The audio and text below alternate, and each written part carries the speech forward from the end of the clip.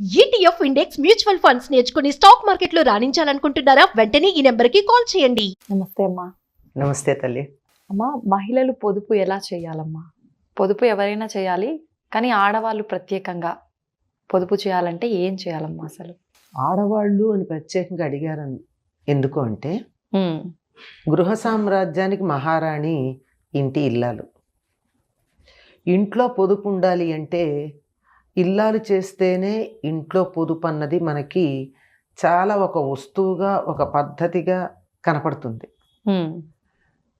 ఎంత తెచ్చి ఇంట్లో పెట్టినా అంటే ఒక ఆదర్శప్రాయమైన కుటుంబం అని మనం దృష్టిలో కనుక పెట్టుకున్నట్టయితే ఆడవాళ్ళు ఇల్లు మేనేజ్ చేస్తారు, మగవాళ్ళు డబ్బు సంపాదించి తెస్తారు. ఇద్దరు సంపాదించే గృహాలు మళ్ళీ వేరేగా ఉంటాయి. అలాంటి సందర్భాల్లో ఎక్కడైనా సరే ఇంకా మనలో పూర్తిగా మార్పు రాలేదమ్మా. ఆడవాళ్ళు ఉద్యోగాలు చేసినా ఇంటి వ్యవహారం అంతా ఆడవాళ్ళ చేతుల్లోనే ఉంటుంది చాలా వరకు. అవునమ్మా. ఏదో కొద్ది సహాయం చేస్తారేమో కానీ పూర్తిగా వీళ్ళ పెత్తనం కిందే ఉంటుంది. అందువల్ల పొదుపు చేయడం అనేది కూడా వీళ్ళ అదుపులోనే ఉంటుంది అని మనం అర్థం చేసుకోవాలి. పొదుపు అనగానే చాలా మంది దృష్టిలో లోభిత్వం అనుకుంటారు. లోభిగా ఉండడానికి పొదుపుకి చాలా తేడా ఉంది. ఒక్క వస్తువు కూడా పాడు చేయకుండా ఉపయోగించటం అనేది పొదుపు అయితే, నాకు అవసరమైతే కూడా నేను కడుపు కట్టుకుని ఆదా చేసేది లోభిత్వం. నా దగ్గర ఉన్నా కానీ ఇతరులకు ఇవ్వడానికి రేపో ఎల్లుండో అవసరం అవుతుందో అనుకుని దాచిపెట్టుకోవడం లోభిత్వం. వృధా చేయకుండా ఉన్నది నలుగురిలోనూ పంచుకుంటూ ఉన్నదాన్ని ఎక్కువగా అత్యధికంగా ఎట్లా వినియోగించుకోవాలో తెలిసి ఉపయోగించటం పొదుపు. ఈ పొదుపు అన్నది ఒక్క డబ్బు విషయంలోనే కాదండి, డబ్బే అనుకుంటాం మనం. ధనం అంటే డబ్బు మాత్రమే కాదు. ధనం అగ్ని, ధనం వాయు, ధనం ఇంద్రో, ధనం వసు. ధనం అంటే అప్పటికప్పుడు మనకు పనికొచ్చేటటువంటి వస్తువు ప్రతిదాన్ని ధనం అంటాం. అటువంటి దాన్ని దుర్వినియోగం చేయకుండా ఉండడం పొదుపు. వాడుకోవడం తప్పు కాదు, అనవసరంగా వాడుకోవడం తప్పు. ఉదాహరణకి మనకి నువ్వు దేశభక్తిని ఈ రకంగా కూడా ప్రకటించుకోవచ్చు. నా మధ్య ఒక చిన్న 2 నిమిషాల వీడియో చాలా బాగా వైరల్ అయింది, నాకు చాలా నచ్చింది. ఇదే మేము ఎన్నోసార్లు విద్యార్థులకు చెప్పినా అది వీడియో రూపంలో వచ్చేటప్పటికి అబ్బాయి ఎంత బాగా నా భావాలు వీళ్ళు ఎక్స్ప్రెస్ చేశారని సంతోషం కలిగింది. అలా నీళ్లు కారిపోతున్నటువంటి ట్యాప్ని కట్టేసి పెడతాడో పిల్లాడు, దేశానికి ఎంత ఆదా చేసినట్టు. అవునమ్మా. అలాగే అలా పెడుతూ ఉంటే మనుషులు లేనటువంటి గదుల్లో ఉన్న లైట్లు, ఫ్యాన్లు ఆదా చేస్తే మన ఇంటి కరెంటు బిల్లు తగ్గుతుంది అన్నది మన దృష్టి అయితే, దేశం మొత్తానికి కూడా విద్యుత్తుని ఎంత ఆదా చేసాం మనం. విద్యుత్తుని రాష్ట్రాలు కొనుక్కుంటున్నాం, ఒక రాష్ట్రం మరొక రాష్ట్రం నుంచో ఎక్కడి నుంచో కొనుక్కునే కదా మనకి ఇస్తున్నాయి. అలా కొనుక్కుని ఇవ్వడం ఎందుకు అవుతోంది? మనం వినియోగం ఎక్కువ అవుతోంది, మనం తయారు చేయడం తక్కువ అవుతోంది.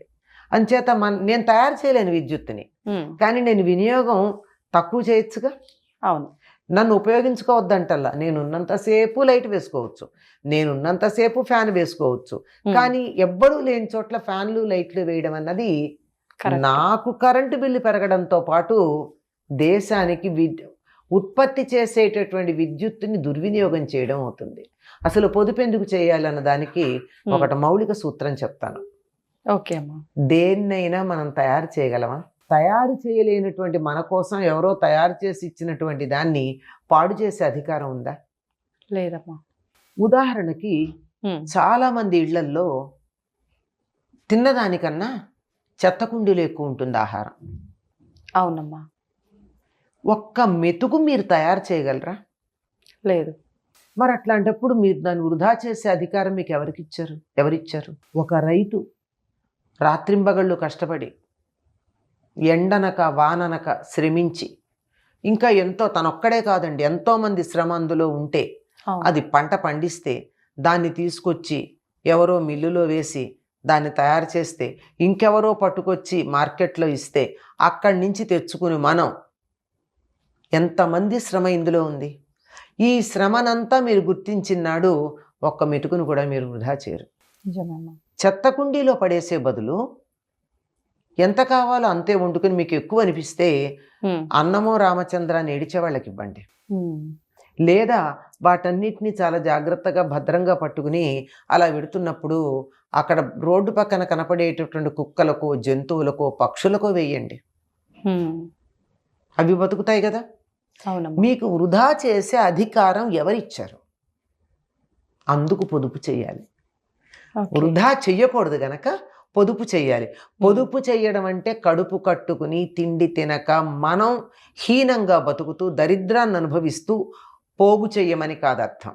ఉమ్, వృధా చెయ్యొద్దని మాత్రమే. ఇవి ఓకే. చాలా ప్రధానంగా కనపడే పొదుపు గురించి నేను మాట్లాడే నీళ్లు, ఉమ్, విద్యుత్తు, ఆహారం ఉమ్, ఇవే కాదండి. డబ్బు వృధా చేసే వాళ్ళు ఉన్నారు. ఏం చేయాలో తెలియకుండా ఎక్కడో ఏదో అడ్వర్టైజ్మెంట్ చూసి వెళ్ళి విపరీతంగా బట్టలు కొనుక్కొస్తారు. అవును. వాళ్ళు ఒక్కసారి కూడా కట్టుకోరండి. వాటిని ఏం చేస్తారో తెలియదు, అలాగే ఉంటాయి. మా ఉమ్, బీరువాల్లో పడి పడి పాడైపోయాక ఎవరికి ఇస్తారు? ఆ ఫ్యాషన్ పోతుంది, ఎవరికన్నా ఇస్తే ఊరికే కూడా కట్టుకోరు. దాని బదులు మీకు ఎంత కావాలో అంత చేసుకోండి. అవును. మిగిలిన దాన్ని సద్వినియోగం చేయండి. మీకు అధికంగా ఉంటే లేని వాళ్ళకి ఇవ్వండి. ఉమ్, దేయం దీన జనాయచ విత్తం అని శంకర్లు భజగోవిందంలో చెప్పారు. ఉమ్, డబ్బు సంపాదించద్దనలా, సంపాదించిన వాళ్ళు సంపాదించటం చేతకాని దీనులకి ఇవ్వండి. అందరూ సంపాదించలేరు కదా. అవునమ్మా. అందువల్ల పొదుపు ఎందుకు చేయాలంటే వస్తువుని నేను తయారు చేయలేను గనక. ఉమ్, ఎవరైతే పొదుపు చేస్తారో వాళ్ళు పొందికగా ఉంటారు. ఉమ్, పొందికగా ఉంటే జీవితం కూడా చాలా పద్ధతిలో నడుస్తుంది. ఉమ్, ఎందుకు ఉంటాయంటే మనకి ఎన్ని బట్టలు కొనుక్కోవాలో తెలియదు, ఎన్నో ఉంటాయి. ఏది కట్టుకోవాలో తెలియక 100 తీసి అక్కడ పడేస్తాం. వాటిని మళ్ళీ తిరిగి లోపల పెట్టడం రాదు. అవును. అలాగే అక్కర్లేని వస్తువులు బోర్డు కొని వంటింట్లో పెట్టేస్తూ ఉంటాం. ఉమ్, ముఖ్యంగా కొత్త గ్యాడ్జెట్ ఒకటి మార్కెట్లోకి వచ్చిందంటే వెంటనే కొని తెచ్చేస్తూ ఉంటారు. అవసరమా? లేదమ్మా. ఉపయోగం ఉండి నువ్వు నిత్యం వాడతానంటే 100 కొనుక్కో. ఆ, కొత్తగా వచ్చింది సరదాగా చూద్దాం అని అవును. కొన్నారనుకోండి, అది అవసరం అని అనిపించదు. ఇటువంటివన్నీ చాలా జాగ్రత్తగా కనుక ఉన్నట్టయితే జీవితానికి కావాల్సిన భద్రత ఉంటుందమ్మా. ఉమ్, ఇప్పుడు చేతిలో డబ్బులు ఉన్నాయి, పర్వాలా కొన్నాం. కానీ తర్వాత రోజుల్లో నేను దాచుకున్న దానికి ఇంత విలువ ఉంటుందో లేదో నాకు తెలియదు. ఉమ్, నాకంటే ఎవరికైనా సరే. ఆ, ఒకప్పుడు లక్షాధికారి అంటే అబ్బో అని చూసేవాళ్ళం.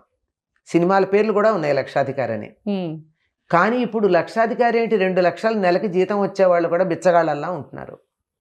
అంటే డబ్బుకి విలువ ఎప్పుడు ఎలా పెరుగుతుందో తెలియదు కనుక మనం జాగ్రత్త పడవలసినటువంటి అవసరం ఉంది. అంచేత వృధా చేయకుండా ఉండాలి. వృధా చేయకుండా ఉండడం వల్ల వ్యక్తి తన జీవితంలో చాలా ఆర్గనైజ్డ్గా ఉండడమే కాకుండా ఉమ్, కుటుంబాన్ని చాలా జాగ్రత్తగా మెయింటైన్ చేయడమే కాక దేశ సంపదని కూడా అభివృద్ధి చేసినట్టు అవుతుంది. నేను వస్తువు తయారు చేయలేను గనక పాడు చేయకుండా చేయను. సహకరిస్తా. అది బాగుందమ్మా. అందుకని వృధా చేయకూడదు. ఉమ్, పిల్లలకి నేర్పించండి. వాళ్ళకి అడగకుండా ఇవ్వడాలు మానేయండి. ఉమ్, 1-2 సార్లు అడిగితే దాని విలువ తెలుస్తుంది వాళ్ళకి, వస్తువుకి. అంచేత తెలిసేటట్టుగా చేసి ఇవ్వండి. అన్నీ ఇవ్వండి, తెలిసేటట్టుగా చేసి ఇవ్వండి. ఓకే. అడగకుండా ఇవ్వడం వల్ల ఎంత వృధా చేస్తున్నారో ఈనాటి చిన్నపిల్లలు తెలుసు. ఉమ్, మరి అది చేయడానికి తల్లిదండ్రుల ప్రోత్సాహమే కారణం కనుక మనం అక్కడ జాగ్రత్త పడితే పిల్లలు కూడా జీవితంలో ముందు బాగుంటారు. చాలా చక్కగా వివరించారమ్మా. ఉమ్. ధన్యవాదాలు. నమస్తే.